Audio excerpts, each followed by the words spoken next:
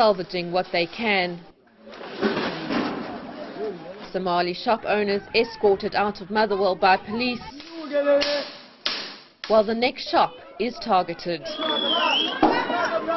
It takes 5 minutes and the shop is cleared out, with some needing help to carry their heavy load. A block down, another shop is broken into. Police arrive, catching the looters in the act.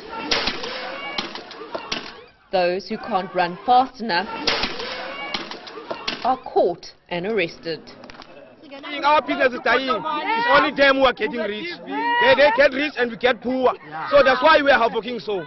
So that's why we enter, because we are hungry. People are hungry. A hungry stomach, a hungry lump, a hungry person. This is where it all started. A 19-year-old man asked to exchange airtime he had bought earlier from the shop.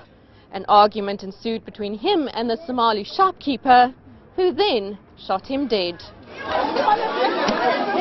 In retribution, they started looting in the area. Now the foreign, mostly Somali nationals are seeking refuge, but they were turned away from the Motherwell police station as the police say they can't guarantee their safety. And the police are telling us that we have to take what we got here, otherwise they are not responsible. And we don't even know where to go now and where to take this stuff. Residents say they are going to continue looting until all foreign nationals have left Port Elizabeth. Sandy McCowan, Motherwell. News that moves. enca.com.